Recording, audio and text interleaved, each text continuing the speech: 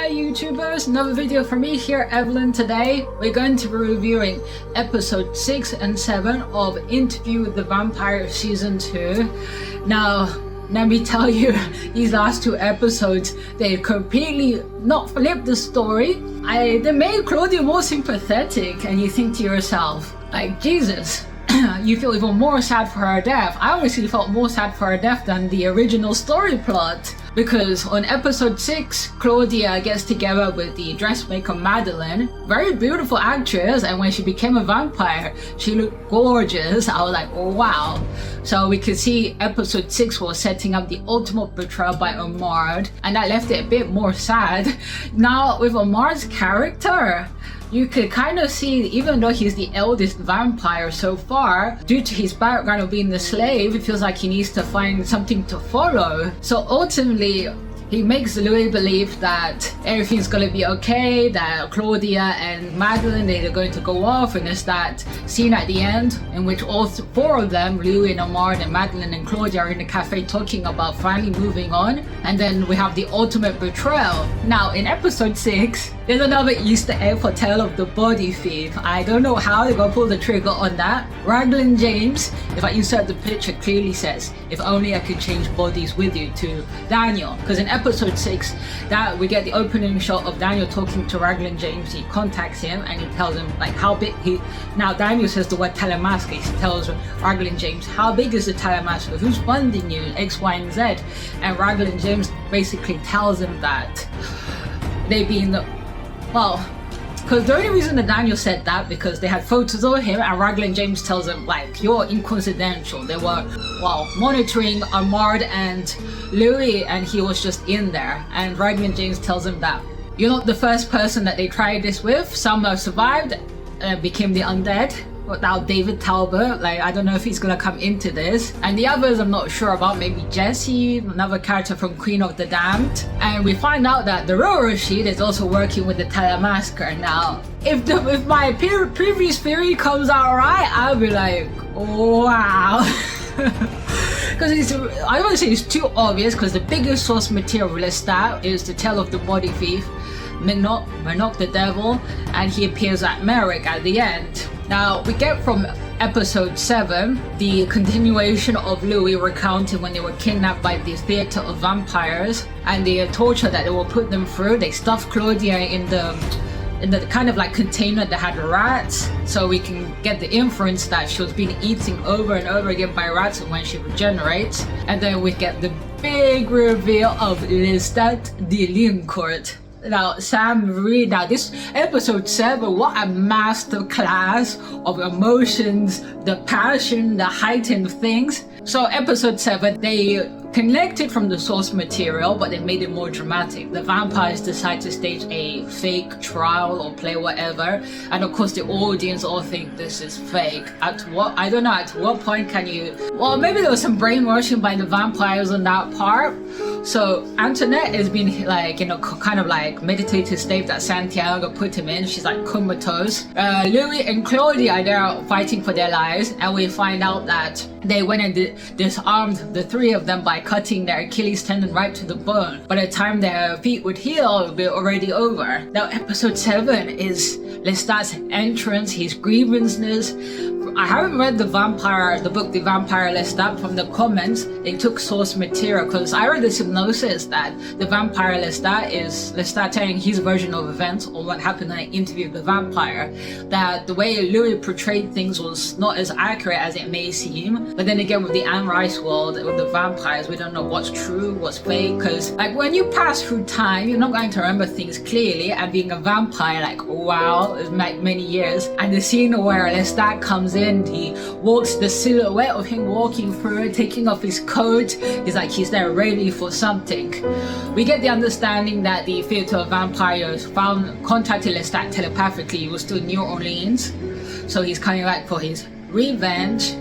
Now, in this episode, we see Lestat, his mind frame, he's tormented, and we can kind of see who's more mentally unstable here, Lestat or Louis, and everything all together. It's kind of like, what could I say, a disaster. We're seeing a car crash, and we know the end of poor Claudia. I felt really sorry for Claudia in this instance. She was finally going to have some sort of a semblance of happiness, and poor Madeline as well. Oh my god, such a beautiful vampire, and that makes her end even more tragic. So we have Daniel there.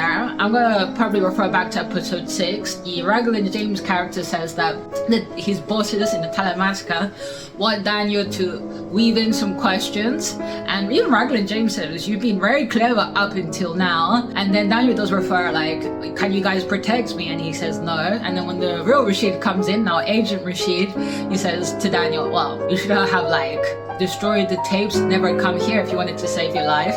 Because Daniel doesn't, he really wants the book and he wants to stay alive. Because imagine, a discovery of a century, but the Raglan James character says that your book will never be published, somebody will stop it. He doesn't clarify, but the Talamasca can help him publish the book. So in episode 7 is Daniel asking some questions, some pertinent questions, and Louis letting Daniel know that right now is a very serious matter, so he's speaking now. And throughout the episode, we see Louis like trying to deal with his emotions. He goes and throws the little bowl of blood that he had across the room, and we end up finding out the bit of Claudia's transformation from Lestat's account. It was Louis that came back and pleaded to Lestat, and apparently Lestat, since he had knowledge, he was with the coven of the vampires in Paris, he says that would be breaking the law. Then again, it's Lestat, you should have clarified things more to Louis. And at the end of the day, Lestat did turn Claudia, so he does say to everybody, if you condemn the both of them, you condemn me. And we get to the important scene in which that from season 1 where Lestat and Louis, they get into that big fight in the house. Now from Lestat's perspective in the flashbacks, it was told completely different. It was Louis antagonizing Lestat and him telling him, look, I'm trying to restrain myself, stop provoking me. And Louis says some really like extreme things to Lestat about chopping off his head, doing this and that. But of course, the bit that Lestat does feel sorry for, he apologizes to Louis that he should have not dropped him from God knows how high it was. Now Santiago, the Santiago character, played by Ben Daniels. He's a good actor, Ben Daniels. I've seen him in other stuff. Him as the leading actor in like a series, I haven't seen him that way. And we can see that this is all for Santiago's ego. He feels jealous of Claudia and Louis, and he tries to interject himself as the boss. But Lestat, being Lestat, he's there for his own purposes, so he's playing along up to whatever point. But when Santiago goes and points out that it's Louis' fault, like Lestat interjects saying, no, not the accused, it's Louis. This wasn't a story of betrayal, it was a story of love. And we can see Santiago's patience wearing thin. Now, when Lestat apologized to Louis about dropping him, that was so goddamn sincere. And the other part that I really liked from the episode, that there was some army guys there, and he basically said a homophobic word, I'm not going to repeat it, and Lestat comes into the picture, he goes and needles him, and he makes the army guy confess that he had some relations with the same gender during the war, and calls out the hypocrisy. Me personally, I don't like hypocrisy, double standards. And Lestat uses that, he goes quickly to one area and then, goes running to the other, kind of makes it look like he's disappearing and reappearing again. Now that bit I really liked. There was episode 7, it was just mind-blowing, and the acting from Sam Reid, we always was waiting for this, for Lestat to go on and tell his side of the story about what happened with Nicholas, what we saw in the flashback. Apparently he went insane and killed himself, and apparently Lestat went into ground for 100 years. And that was an interesting backstory about how Lestat made the decision to go to New Orleans.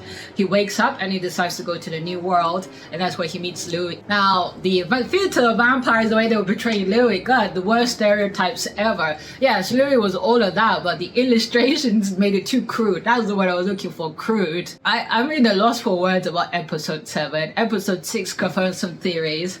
Now, I keep on harping on about Tale of the Body Thief because I really hope they don't do it with Louis. I swear to God, I hope they don't do it with Louis. But then again, Louis seems to be more regretful of being a vampire. But then again, Lestat, when I read the book originally, he was generally tired about being a vampire and wanted to go be a human. That was the funny bit, because the term the Brat Prince and the vampire Lestat, the rock star and everything, like the kind of the flamboyance of him, then to go back to being a simple normal human. Even the passages when I read that he had to remember, like, he needed to go to the bathroom, he got hypothermia because he forgot to put on clothes, he had relations with a nun, like all those basic human things.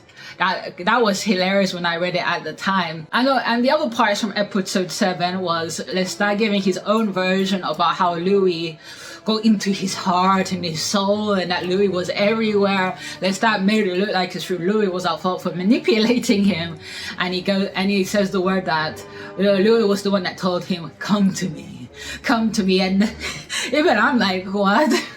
I can understand Louis misrepresenting some things, but Louis that says, what the hell are you talking about? You're the one who told me come to me. And then Lestat says, well, maybe you were sticking in your mind and then I heard it. And that was the funny part. And also the other thing is that all the vampires each time that Louis or Claudia will interject, they were using their mind powers to like disable them mentally through like pain. The sad bit, we get to the end of episode 7. Amard, okay, let's talk about Amard for a bit.